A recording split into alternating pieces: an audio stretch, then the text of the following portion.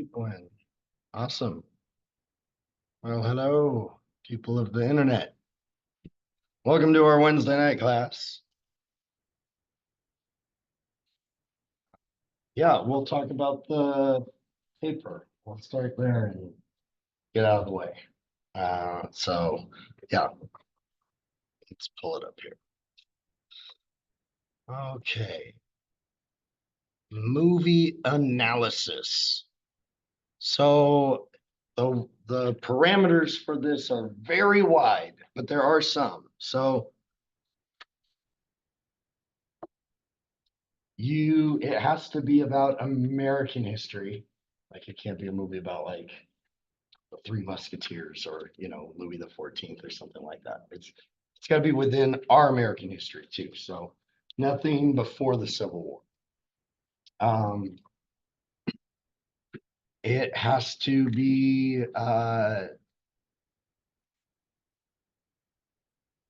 in America in our timeline, and the movies are up to you. That's a very wide range. I'll say this now, though. I encourage every single one of you, when you've got an inkling of like what you might want to do, email me. Be like, I think these three movies, and this is the theme I'm thinking about to connect them. And I can be like, that's great, or I don't know about this. This is dicey, or this is good, but I might swap this movie with this one. Have you seen this movie? So, that way we can help get into like the pocket of what you want to do. All right, so let me see here. I'm gonna share my screen.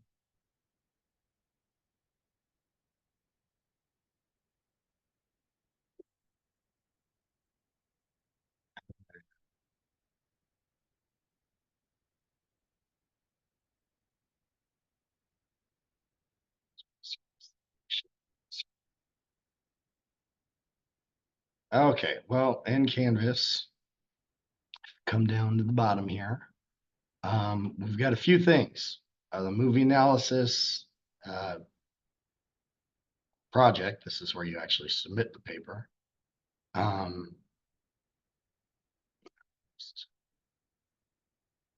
Get the Word version. It's the same thing that's printed there, but it's a little nicer this way. Okay, so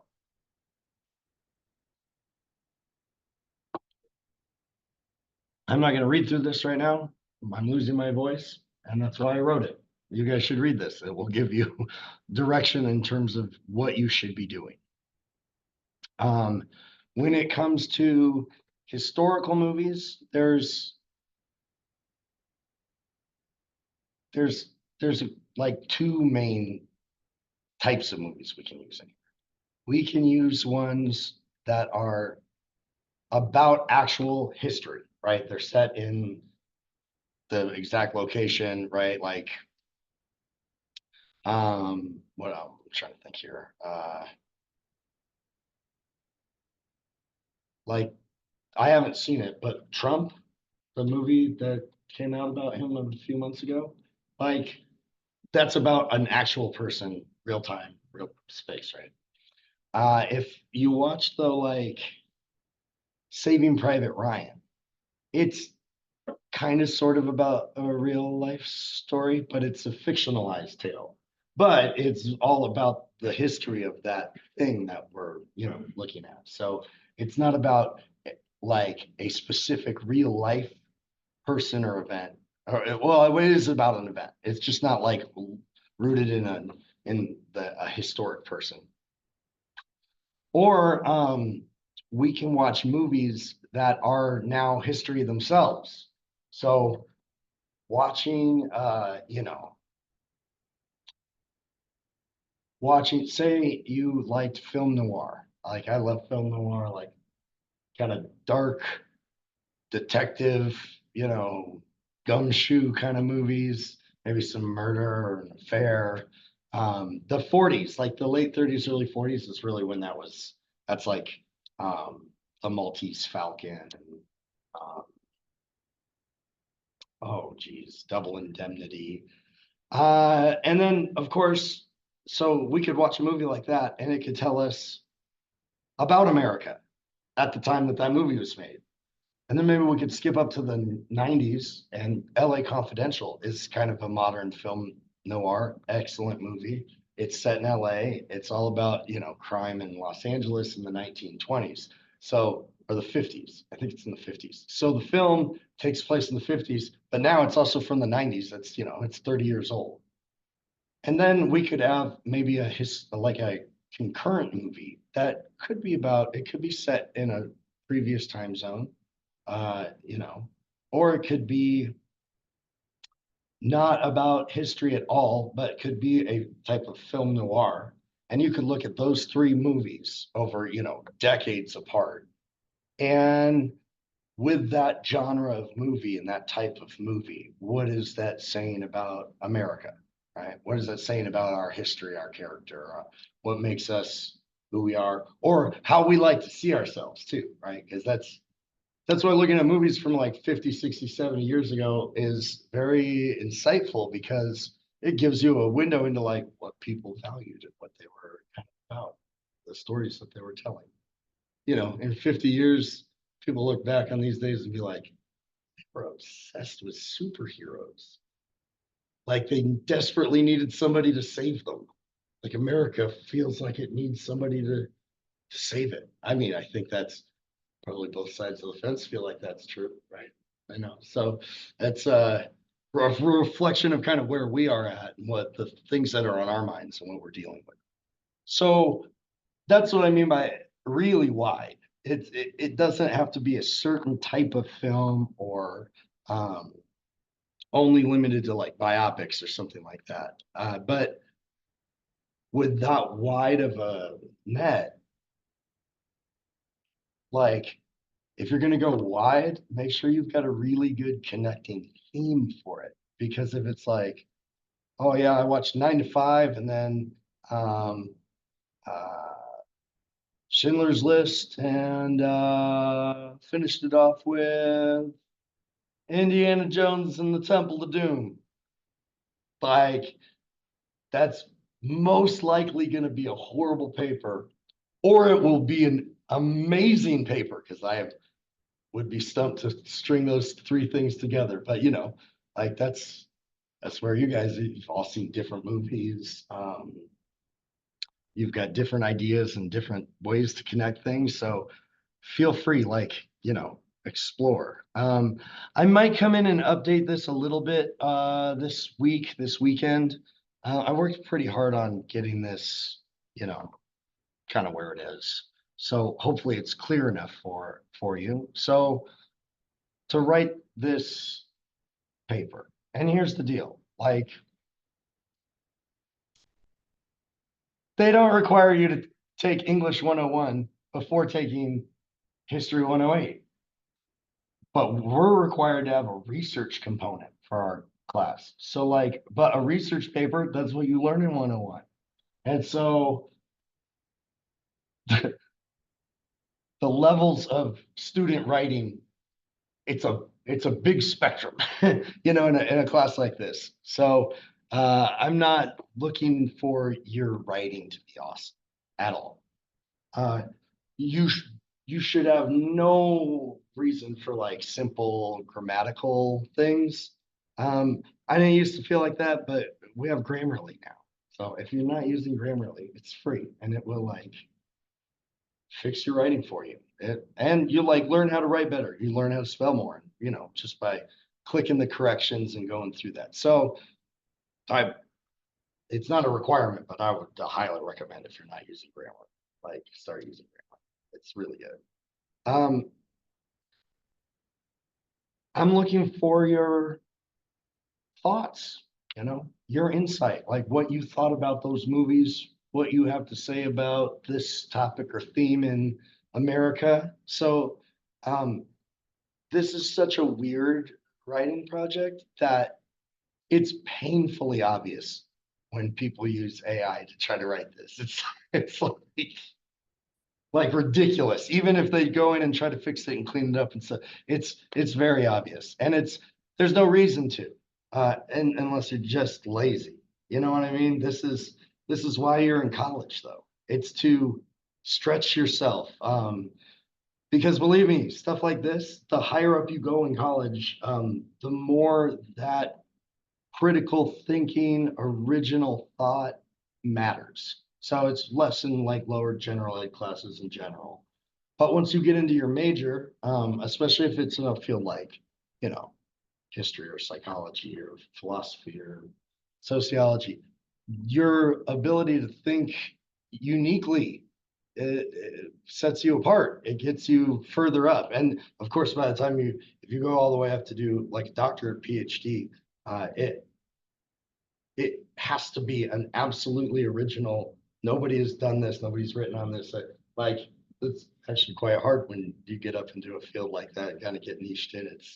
It's challenging to try to find something that unique, but it's easier if we're kind of thinking that way already. And I guarantee you, with maybe the exception of like lit and English professors, most professors, most teachers are looking for your actual thoughts on things, not like some just boring, like fits all the like, I got all the checks, you know, all the check marks done.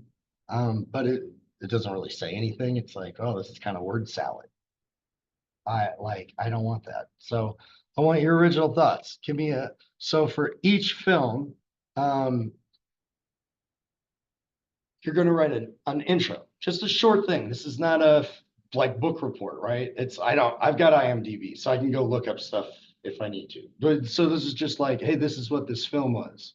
And it include like, oh, when it was made, who the director is, and maybe even its reception or impact at the time that it was released. Then give me the major theme presented, the thesis, the meat of what the film is really about. So this is where you're like breaking down like, oh, this talked about like, gender stereotypes and breaking glass ceilings and et cetera, et cetera. The filming, uh, comment on the filming. I don't really care what part of it is. Like, because we're doing film, take time to look at how they're filming it. Like, what stood out just to you? Like, was it the score? Was it the music? Was it the, cinematography? I mean, right, like 1917, like, you don't have to be very like sophisticated in film to be like, that was visually stunning. Like the cinematography was just, it pops for everybody.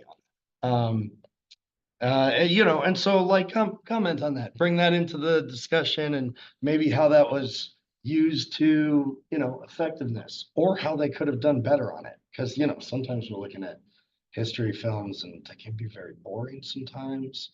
Or the next thing, they can get facts wrong. And that drives me nuts.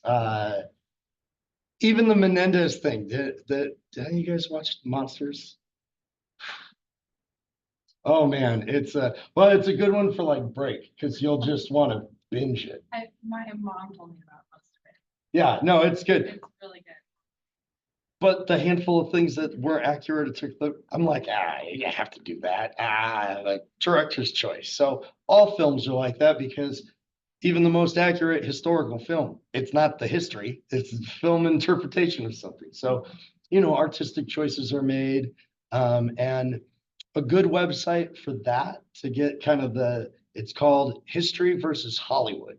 And they'll like any film that's remotely like historical and they'll go into like what they got right and wrong. And so you can get like a kind of technical perspective of that.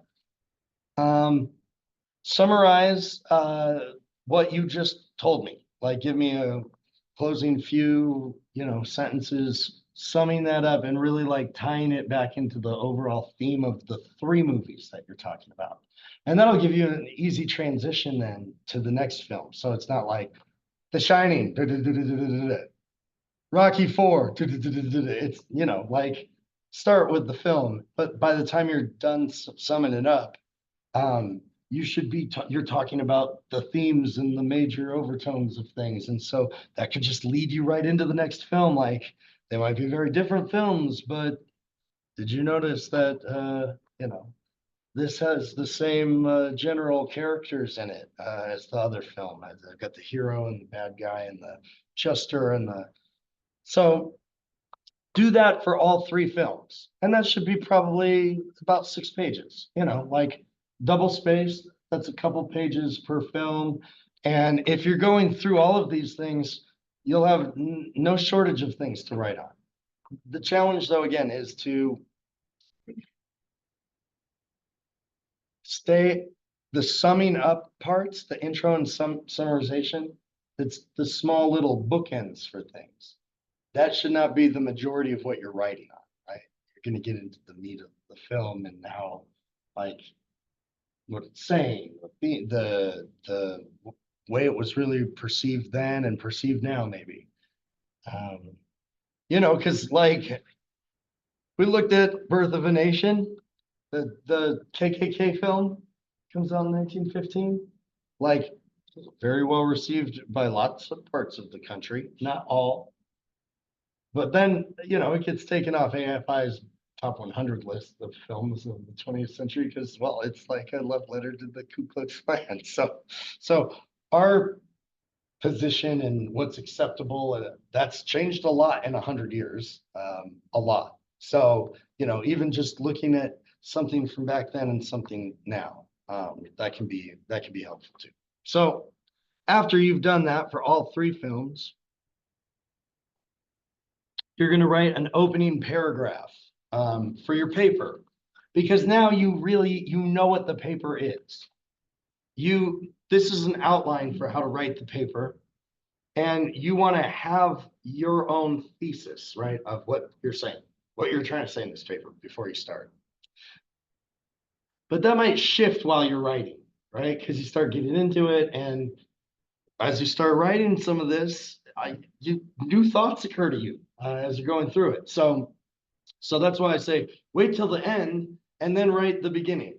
You can go back and write this opening paragraph that talks about your thesis statement is in there, right? Maybe a good question and a thesis statement, and like you're telling me what all three films are that you don't, that's it. You're just mentioning the three films. You don't need to be like the director and this and that, unless that's part of your thesis, right? So on the list of suggested films, I put a bunch of Stanley Kubrick films in there because, well, he's awesome. And he looks at, tones of history, and you could do 3 of his films, right? And kind of compare and contrast them and see what they're saying.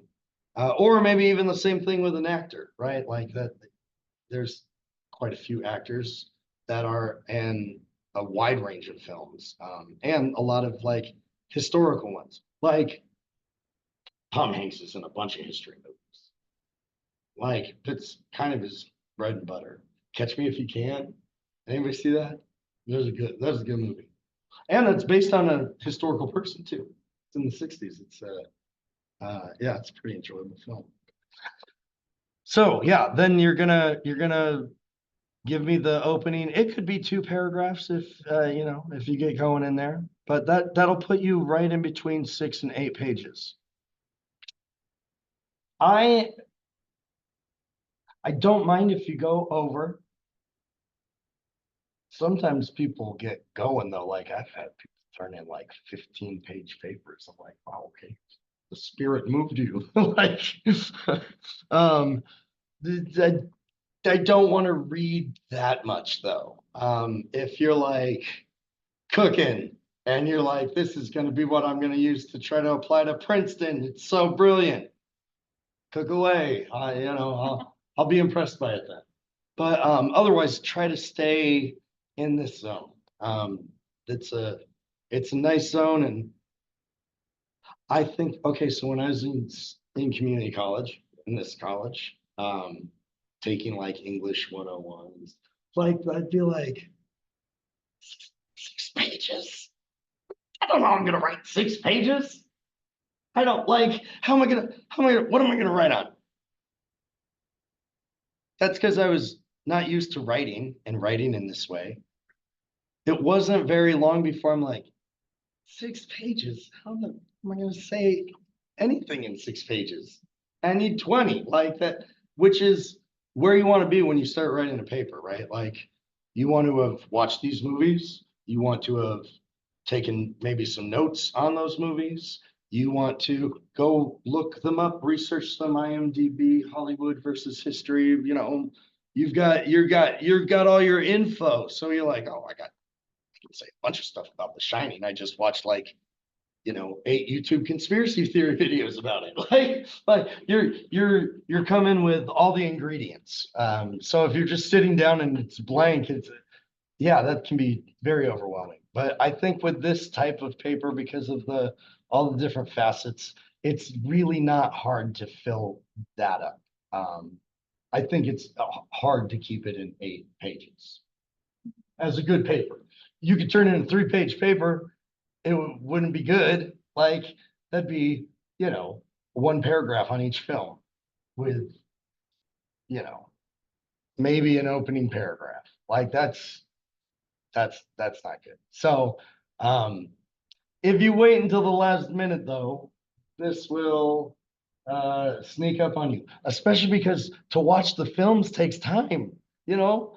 A lot of them are 2, some of them are 3 hours long. So it's like, well, you got what that could be like 7 or 8 hours of, you got to watch stuff before you even do it.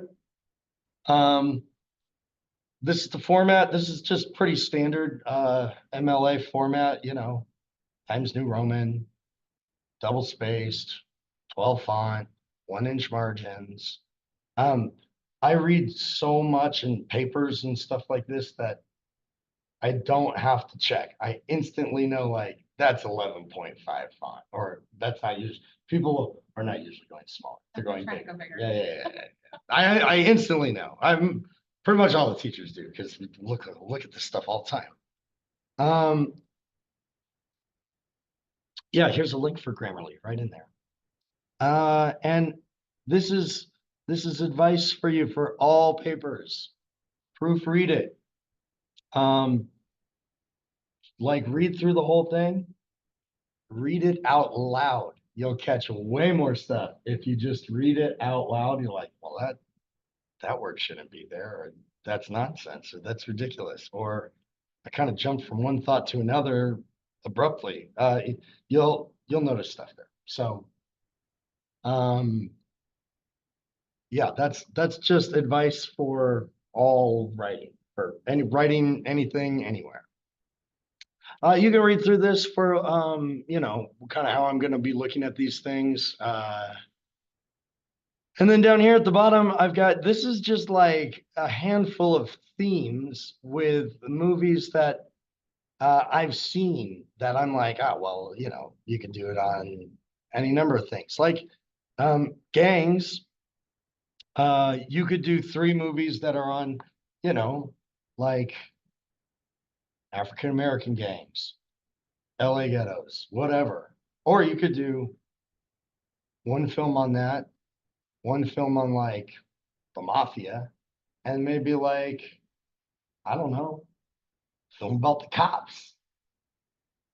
They're kind of a gang in general, but they're legit gangs. Like they have fucking tattoos.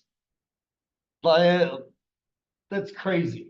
That's crazy. I mean, we're trying to root them out supposedly, but so that's just one theme, and you could go in a bunch of different directions with that, right?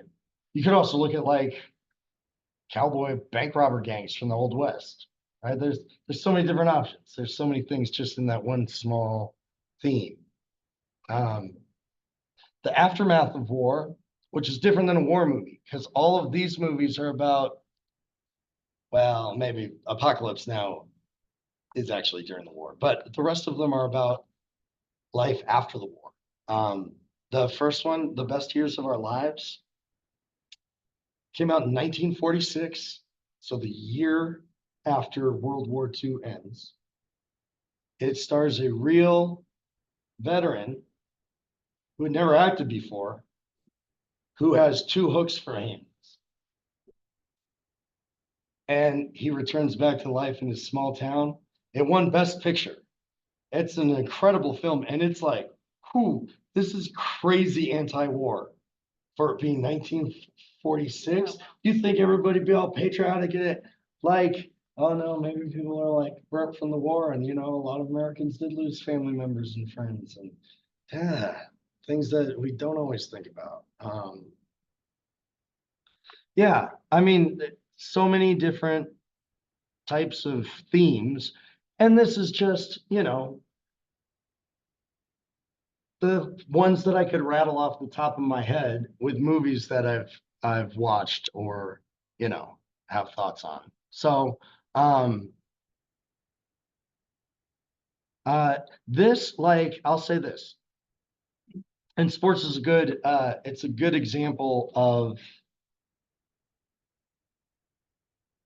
what I want you to avoid doing with any of the topics. So I get papers that will be on like sports legends, sports movies.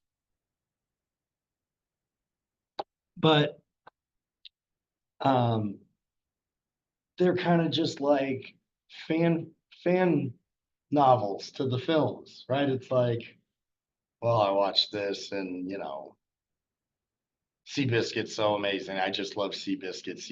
Seabiscuit's cool. I wish I could write a resource, whatever. It's like, okay, well, you're not really saying much of anything there.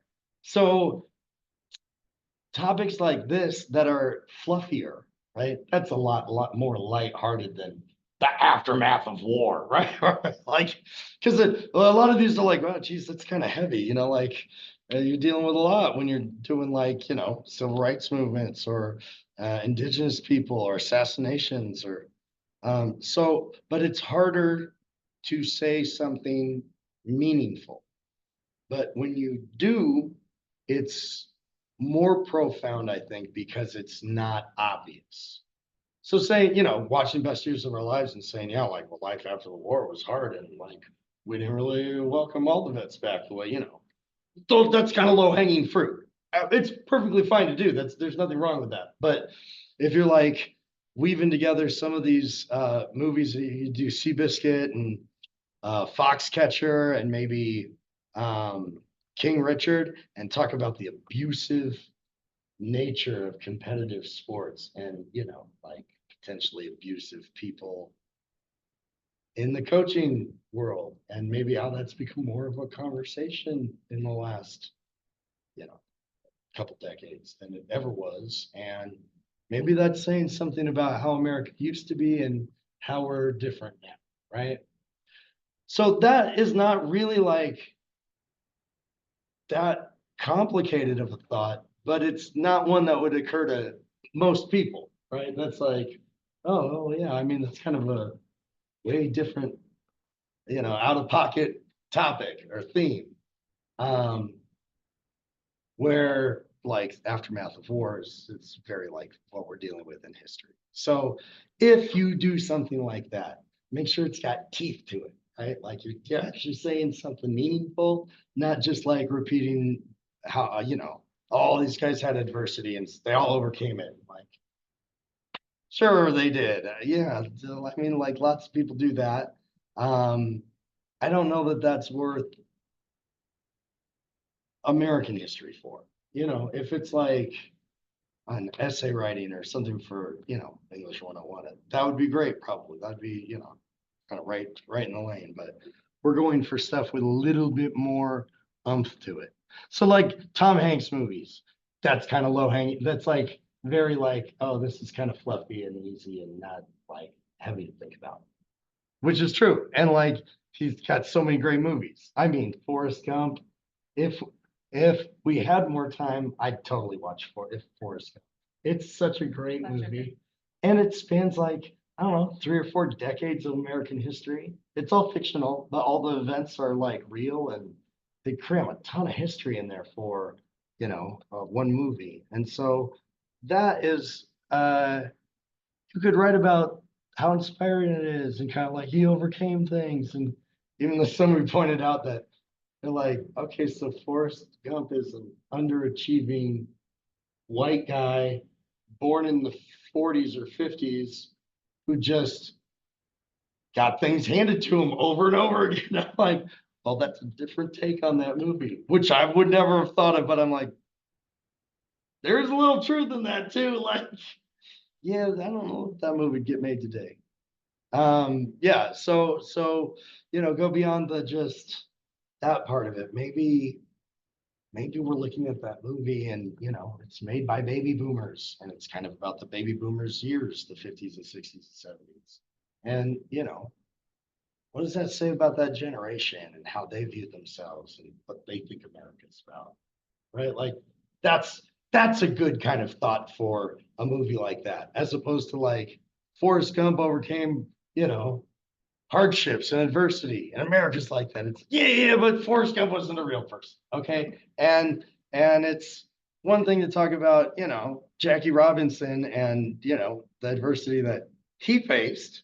That's that's got teeth on it, right? For sure. It's another thing to like get into Forrest Gump's fictional story about, it's that's not what you should be talking about for that movie. It's kind of the bigger themes of America. And of course, he's the protagonist, so you talk about him like I'm not saying don't talk about Forrest Gump and even the adversity part. That's just not the point of what you want to write with a movie like that. So let me oh, doesn't look like turnitin.com. I've got to go and set this up. Glad I looked here. Okay. This is what we just read. It's just the Canvas version instead of the paper version. I want. Professor Severo, I Yeah, have a question. sure. So, like, all these movies, they have to go like hand in hand with each other. So, like, if I wanted to do something like Scarface, American History X, and Straight Outta Compton, like, could it be something like that? Yeah, yeah, for sure. I don't know if you guys could hear. Uh, um, uh, is it Mallory? Yes, Mallory is asking, the three movies have to really go together. So like Scarface, American History X, and Straight Outta Compton. Straight Outta Compton. And those would be a good that yeah, that would be a good pairing because um they're all in different time periods, different parts of America, and different kinds of criminal groups, right? Right, But you could also do something with like Scarface and maybe one of the Steve Jobs movies and Wall Street from the 80s with Michael Douglas. Or like okay, American Psycho, right? And be like, maybe maybe the take is, hey, the like corporate America is kind of the exact same thing as these guys over here.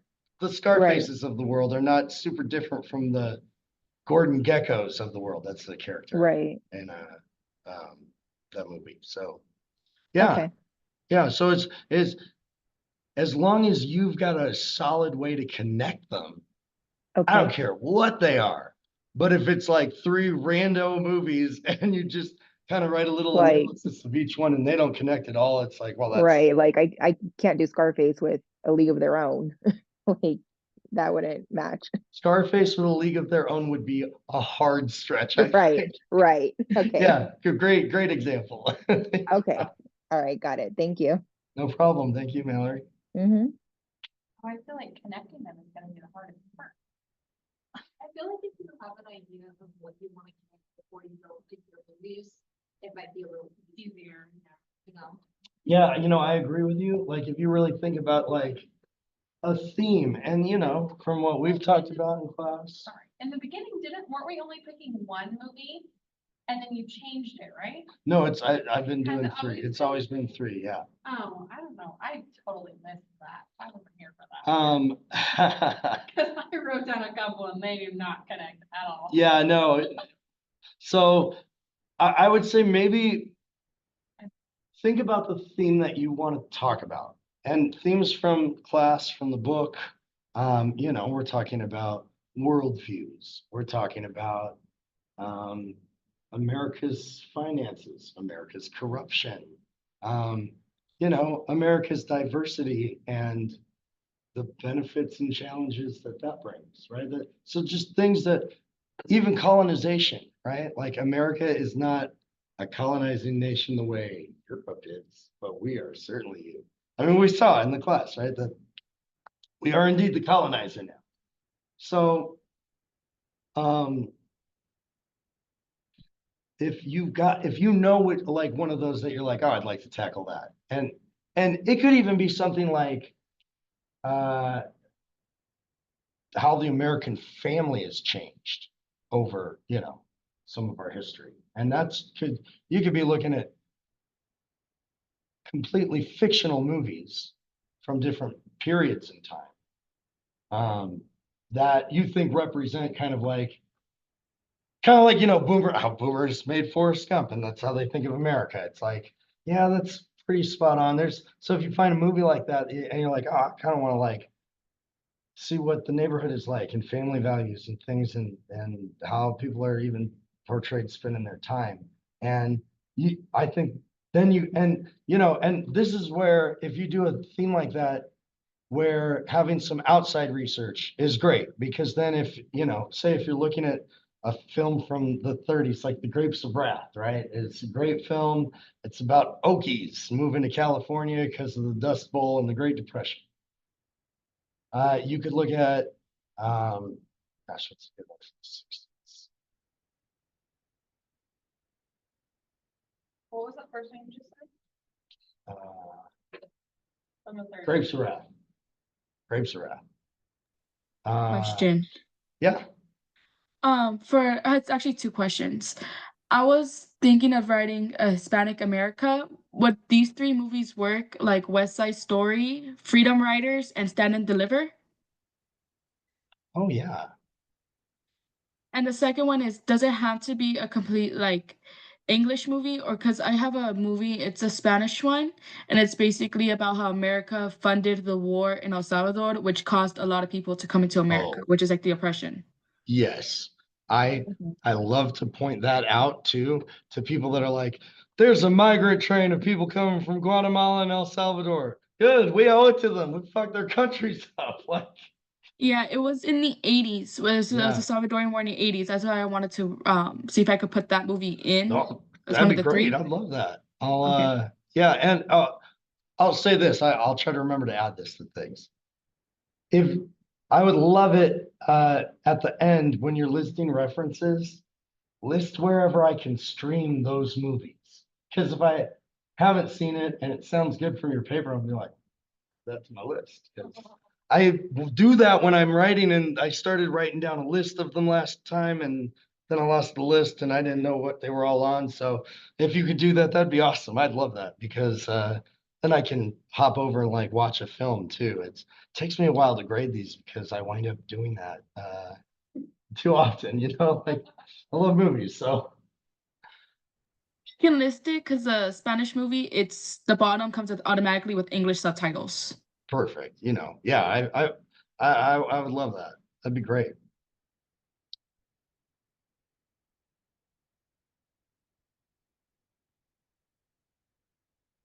So, uh, let's do this. This is a big long list. So I wrote out I just stream of consciousness, like wrote out a list of just all the different kinds of movies I could think of that would be good for this project. And then I fed it to Chat GPT and said, hey, make me a list. And I told him how to format it. And I had to go back and forth a few times. And then it took my movies and it did all the info for them. And then I said, add movies to this list. And then it grabbed a bunch of movies and I'm like, I forgot about that movie. Like, so It did all of that? yeah, That's yeah. insane. Yeah, and it's free. It's like, oh, this is a great way to use ChatGPT. Use it to do like I still have yet to. clunky mechanical things that, don't use it for the creativity stuff. Use it for like things like this. This is a great use of it, I think. You might want to even like, I don't know, like you might want to just look over this whole list, because you might see 4 or 5 movies on there that you're like, I've always wanted to see that movie, or like I've always, that's kind of on my list. And then you could see like, oh, well, it's about this and this and this. And so, um, what other 2 movies would go with that? So it's perfectly acceptable to start with a film, but don't pick it because it's your favorite film or you like it or you just want to rewatch it. Pick it because you've got the theme in mind about that film and what you're looking for in the next 2 films. And then do 2 new films. If you've got a really, really good reason for it, maybe use 2 that you've seen. Don't use 3 that you've seen. Like, make sure that this list is long enough and it's not exhaustive. This is like, hey, you could pull from this, but I try to add to this every semester because, people come up with other movies. I'm like, oh, it's a great option. So, yeah, like maybe look through this and just highlight like a handful of movies that you're like, oh, I've actually always wanted to see that. I mean, Oppenheimer might be on there for a lot of people. It's like Barbenheimer last summer. It was quite the thing. And maybe you didn't watch it, but you wanted to, left theaters before you got to see it, which I don't know how that's possible. It was left theaters for like 5 months. But great, great thing there. Now, if that's what you're gonna do though, if that's where you're starting, you're pretty pigeonholed into just a few subjects, right? Like obviously like the morality of the atomic bomb. Also the hysteria and fear mongering and communist suspicion of the Cold War and right after, during World War II and then the aftermath of it. So maybe you could come up with a third thing, but that's pretty like one thing, one dimensional. But it's a great movie and excellent. I mean, it's 3 hours though, or 3.5 hours. It's really long. I haven't rewatched it. That's how long it is. Um, maybe you do wind up doing maybe you do Oppenheimer. Like here's a third theme I thought of for that. You do Oppenheimer. And this is where like even the America part, it's a little loose. So you could do Imitation Game, which is all about Alan Turing uh, in the UK creating the super vac, making the first actual computer. Like he invented binary code, like that guy. And that's all during World War II because we're trying to break the Enigma machine and the ciphers for the Germans. The Enigma code? Yeah, I think so. Yeah. Yeah. And um so that and the race to do that, Oppenheimer and the bomb, and maybe maybe even a like kind of even further outside one, Monuments Men, about the team that goes into Europe. They go into like Nazi occupied Europe, like behind lines to try to locate art and stolen art and hidden art because uh Hitler has a Nero decree to burn everything in the case of Germany's like capture, surrender.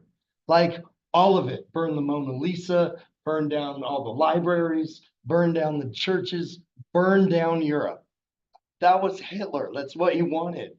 And so they went in to go try to save this stuff, and it was kind of a race. And so with those 3 movies, you've got 3 very different like races during World War II to different ends, right? To save kind of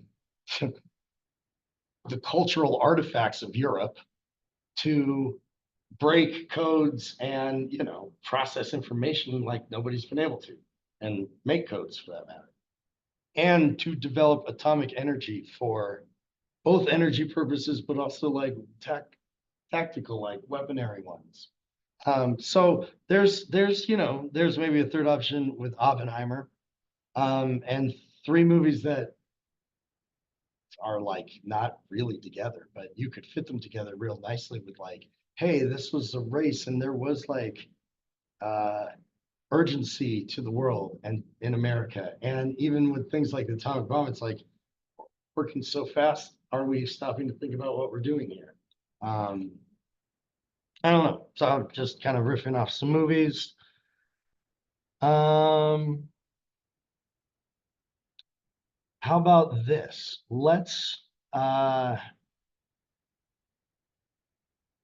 workshop somebody's idea online or here. If you've got theme or thesis, you think like, I'd like to do it on this or something like this, or you've got a movie, or you've got 3 movies and you want to talk about those. I got one. Yeah. Um, I was thinking of maybe doing 42 the fences or fences and the Temptations.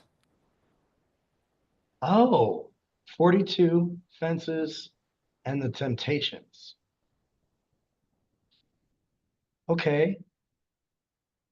So 42 is about Jackie Robinson. Right. Fences is an August Wilson play that takes place in, I think, Detroit, no, Pittsburgh. All this stuff is in Pittsburgh. Um, in like, I don't know, I think the 30s or 40s. And it's about like a father, a son, and just kind of like the reality of life as a working class, black dad in a family at that time. It's a powerful play. I don't think I've seen the movie actually. I just saw it recently on cable TV actually, and Oh, nice. uh, I was like, oh, maybe I could use that one, but I wanted to ask you, yeah. I actually just saw a clip of James Earl Jones doing that on stage on social media, Oh wow. just kind of in honor because he just recently passed. I wasn't aware he did that role. And then the Temptations, Mm-hmm. and that's about the Temptations. Correct. Yeah. Okay, so well, do you have a theme in mind for that? Well, generally they all dealt with racism and segregation, and then just being a black man in America. Yeah, yeah. I mean, yeah, the fences really. Right. It was moving for me. Like it was like, oh, like my worldview got a little bit bigger from that. Yeah, it's a really great film. Yeah, it's excellent. I would recommend it. And the screenplay, if you want to read it, it's actually pretty short. Um, and that would be an interesting one too, because you could even get into a little bit of like uh, the play versus the movie. Not really like comparing them, maybe just talking about how each one kind of gives a different thing, Right. They're Okay. just kind of separate, but both powerful and good. Yeah, I was Um, thinking about like comparing and contrasting, and then at the end maybe like connect them all. nice. Yeah. Okay, so this one's a play, so there's Uh-huh. a, a, a script for it. A lot of these other films are books too. So I think I've got One Flew Over the Cuckoo's Nest, and that comes out in the early 70s. Jack Nicholson, it's like one of his, kind of breakout roles. The film is incredible. The book is by Ken Kesey. He's like kind of the grandfather of the hippies. And the book is probably one of the best books I've ever read. Wildly different things. I've never read The Shining, but I know that they're like Stephen King hates The Shining because it's quite different from the book, apparently. So I want to read the book, but it's Stephen King, so it's like gigantic. So when there's an opportunity for that, yeah, pull from that. Again, not Okay. like comparing and contrasting those two things because that's kind of not, that's outside of the point of this part, but Gotcha. Okay. mix it into the, how you're comparing the films, and then like there's an extra layer there of like, oh yeah, and this was, it started here and became this, and yeah. Okay. Sounds good. Ah, thanks, Nick. Get that. Yeah. Thank you. I don't know what we're gonna do yet, but what I'm thinking of doing is looking at how the focus of age shifts in media depending on the state of the country. So we tend to use children and old people as moral scapegoats when we're in a state of panic. And I wanna kind of look at movies from certain time periods that are really crucial to the way we developed as a society, and kind of see what we put the focus on, because it tends to be on young adults when we're trying to rally people, because they're like the strongest of the group, right? So that's the future, that's the working force, that's the people that are getting educated, they're the ones that are like, that's the prime of your life. The outliers of that tend to be, people above the age of 65 and below the age of 20, 25. Those are the people that tend to be a little bit more, they're not as often the center of things, but they're part of it. But it just kind of depends on the way, the way that they play those roles, kind of, it shifts and it moves. When you don't really see old people the focus of the movie frequently. Not typically. It's interesting young perspective, because Yeah, I'm it like, no, I feel like people between 25 and 60 is the majority of all of us. Right. But I'm in that group. I'm like right in the middle of that But group. like after 60, it's like the end of your life. And before 20, it's like you're, you're nothing. So those people tend to be very interesting in the role that they play and the way that we view them. That's so. Could you guys hear online? No, not really. Okay, she was saying that basically in a nutshell, the way we portray and deal and maybe scapegoat young and old people in media, and how that changes throughout the years. Which I think is that's a very interesting take. Yeah, because it's very true. And often when like election years, old people and young, like really young people, like that's the focus. It's like we're shipping the old to retirement homes, and the young people, they're starving. Like we'll say kind of out there things that are maybe true, it depends, but like, then the focus goes on them, then it goes away. It ebbs and it flows when they become important to America and hire up people. So I'm trying to think of like movies that would work with that. And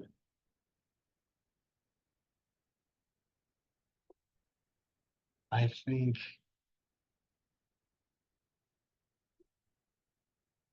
if you're looking for examples of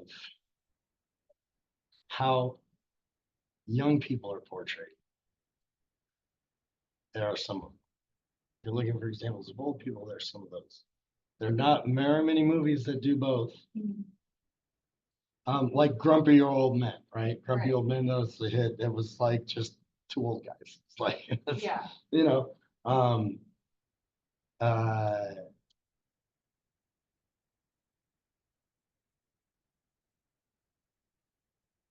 I think I would either do one Mhm. or do something that's, there's similar kinds of movies from different time periods. Focus on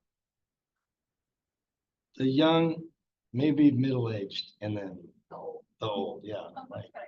yeah, so it's like the same type of movie, right? So if you're looking at like film noirs or something like that. But having movies with old and young people is kind of challenging.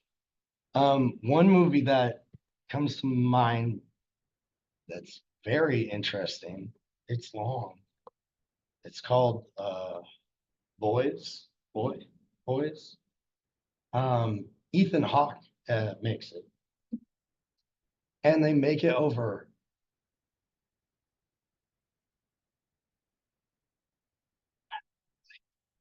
12 years.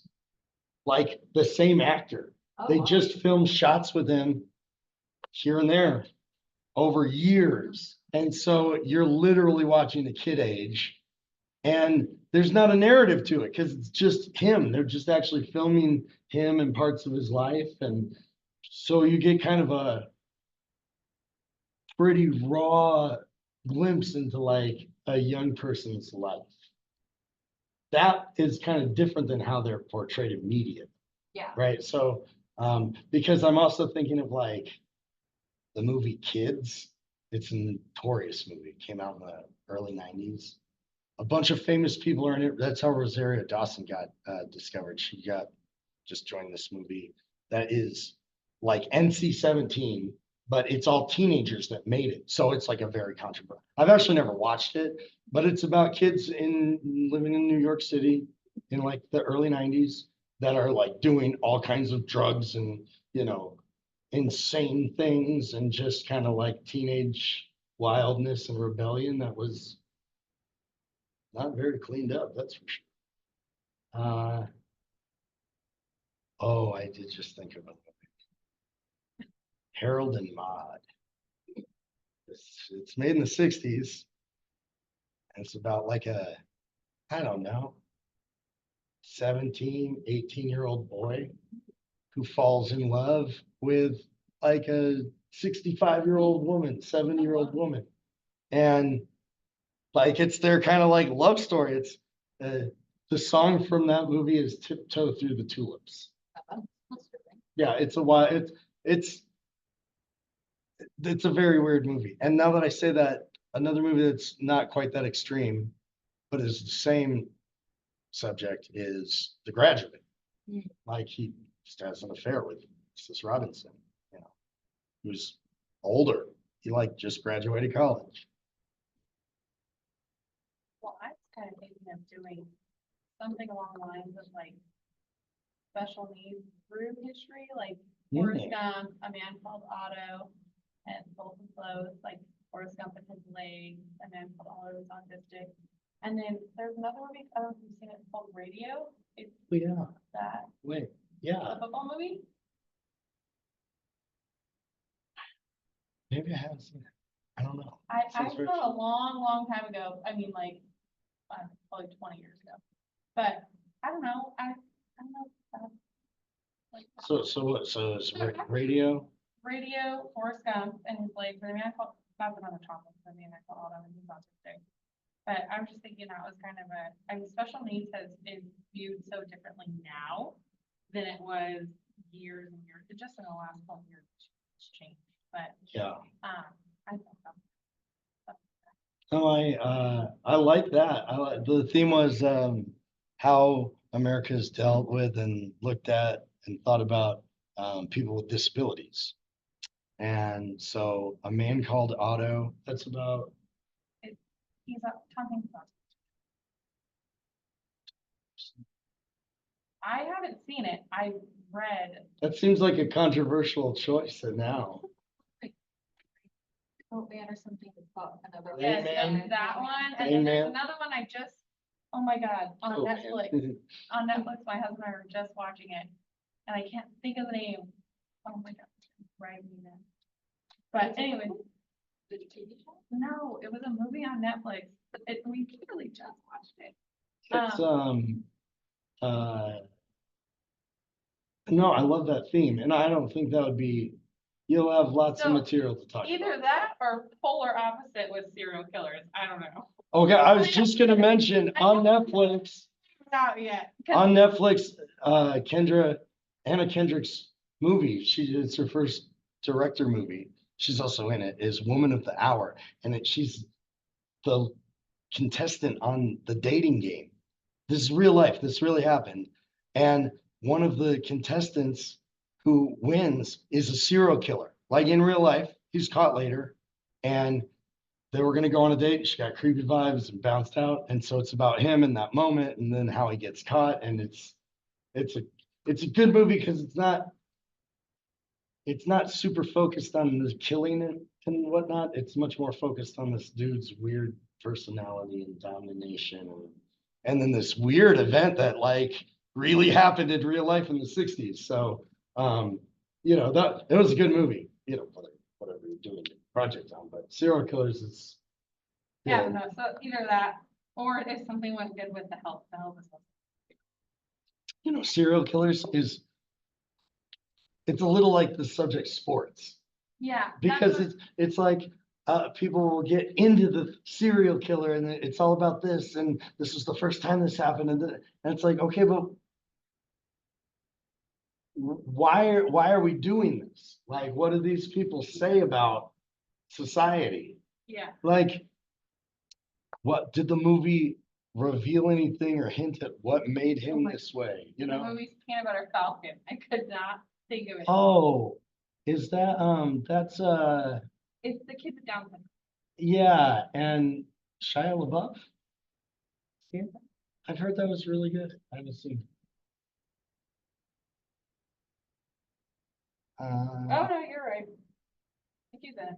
So We just, oh, I did. I just noticed that it's on the screen. I need to put a disclaimer in here for some movies because I would not recommend using The Blind Side unless you're going to use it and get into like the real life stuff and like, oh, that's messed up and that's not even what happened and Right. like, you know, like he wasn't illiterate like this, you know, like they portrayed him horribly in that movie and like it's not that movie is not, you know, apropos anymore. So, but if you know, if you get into that, use the movie. If we're looking at it as an example of adversity, no. But if it's into like mental health, how we're talking about them, and there's good material there because it's like, oh, they paint this picture for this and this and this. It turns out that's not even true. I've seen that too. Yeah. A So, long time ago. Oh yeah, here, best years of our lives.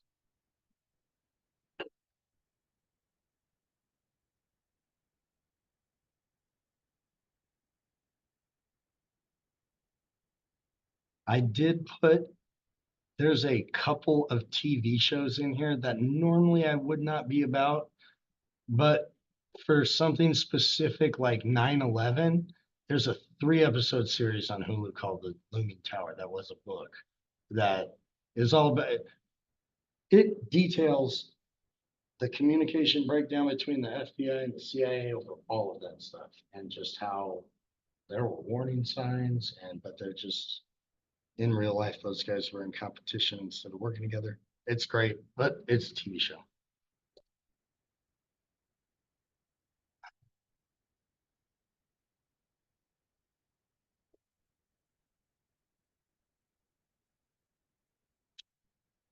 What else? Anybody else want to throw something out there?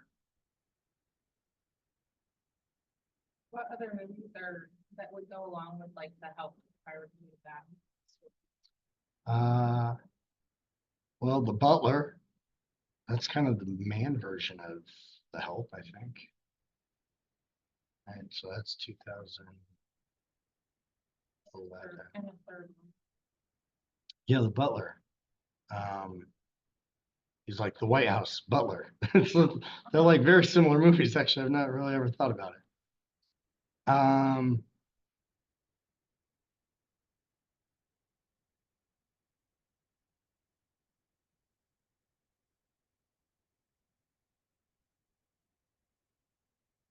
I was gonna say Django Unchained, but that's before the Civil War.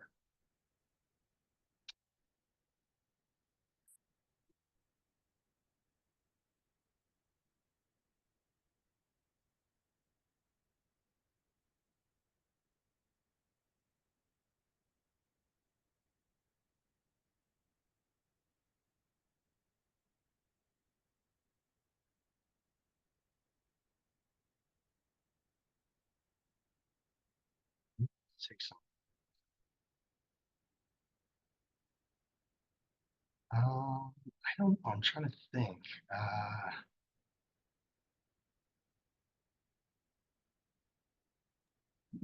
So like for example, like the third one for her suggestion, we couldn't use 12 Years a Slave because that's before. Right. That's why I was like, I need to Okay. take this out. Like, that's why we couldn't use Django. which is, Okay. of course, like a fictional movie. It's Quentin Tarantino. And the event of the movie never happened. But the plantation did. Like, it's a pretty accurate portrayal of all of that. So that would have been a great one because, So what that's about in like it. Hidden Figures? Hidden Figures might be a good one. That's like, I was trying to think of something in like the service industry. I'm just doing it for. The Banker? Maybe The Baker. What's The Baker about? The Banker, it's based on a true story of two Black entrepreneurs.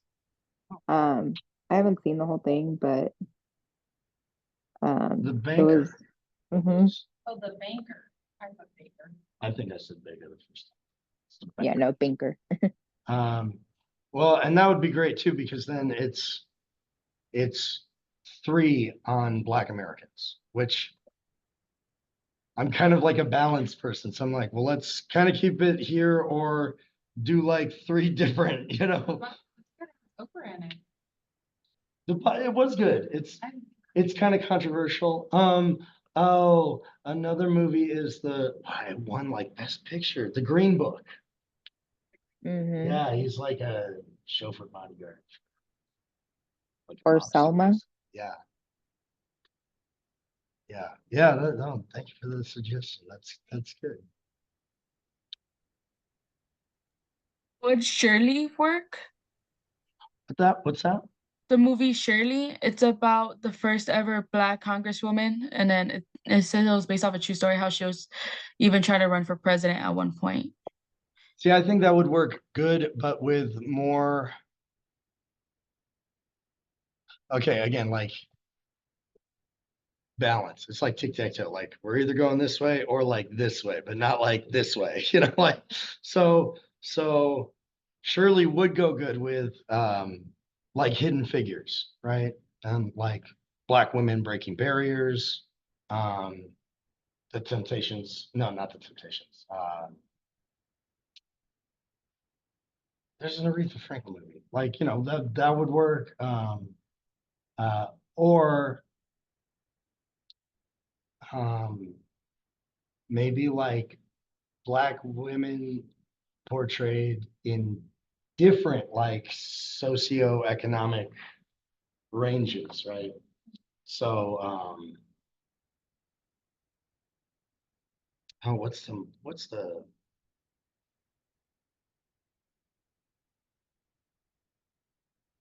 uh, So would like A Son of South be a good one to go with the other two, the butler and the help? Son of the South is, I don't know if I've seen that one. What's that about? It's um it's about white Southerners like from Alabama.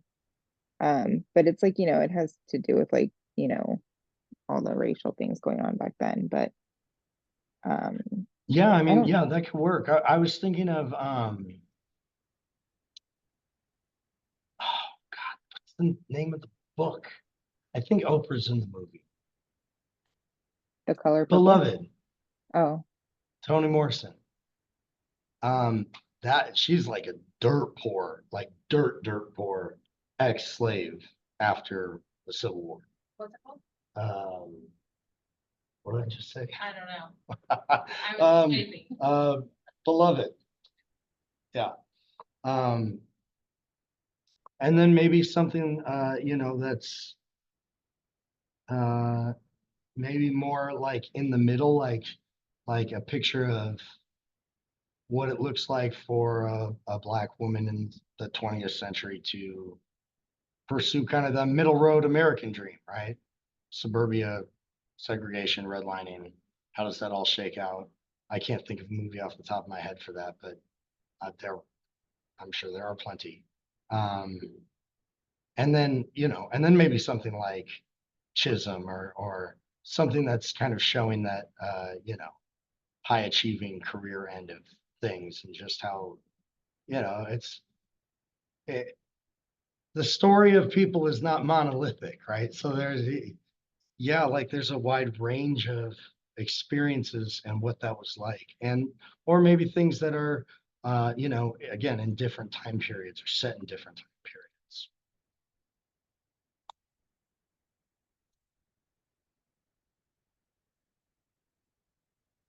Anyone else?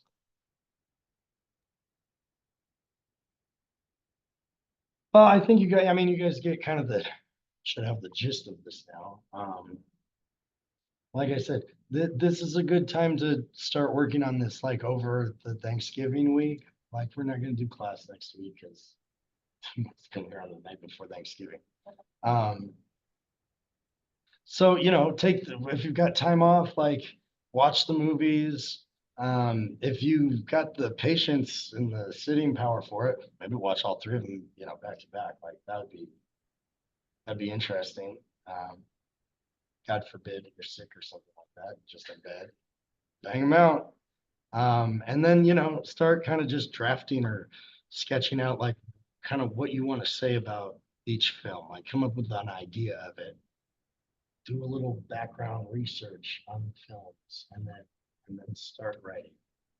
And, before any of that, email me your 3 ideas or your theme and a movie, but you don't know what else. And because I'm like, I haven't seen every movie on this list, but I've seen most of them. I've watched a lot of these. So, and it doesn't hurt to throw it out to other people as well, because as we saw, like, you guys had great suggestions for things that I was not thinking of. So I'd love to give you insight into maybe how to get a really good theme out of what you're trying to do, or, dig into the like a juicy angle for it, which wouldn't be hard for me to help, like, point in that direction. Get you going. And like, once you get over the dread of having to write a paper, because I wait till the last. It's anxiety. I'm like, I get that about doing anything almost. I'm like, to change the washer over to the dryer. Once you get past that, it should be an enjoyable topic, right, assignment, because it's not high stakes on like eloquent writing. Just looking for your thoughts and like genuine perspective on it. 3 films that you're choosing that look intriguing and good to you. So I have one more question. yeah, You said that we could write our thoughts on like each movie and why we chose it. Can we even like in between the writing like put like personal stories of why you specifically chose that movie and how it pertain like personally, or do you just want our thoughts about the said about movie? if you wanted to do that, I would enjoy that. Yeah, that'd be great. It's not a requirement, but if you want to like a sidebar, right? Like um and you know what, I would suggest doing something like that. If you guys play around in Word for the citations, try footnote out, because doing footnotes in a paper in history and some of the other social sciences, that's like the standard. But it's nice when you're writing and you're like, oh, I want to drop a tidbit or some information, or what, this is too cool to just leave out. But it's not really like it's not the flow of the paper. You can do that and put a footnote, and it'll put it down in the bottom in the footer, and you can just write it out there so I can read it and glance down and see that, and then come back up and keep reading.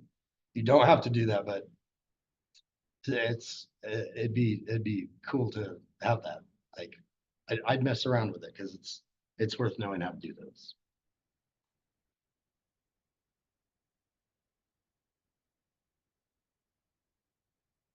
Okay. Well, and that's it. I'll let you guys hop off soon. Thanks for joining tonight. All right, thank you. Bye. Have a Thank good you. night. Thank you. Thank you.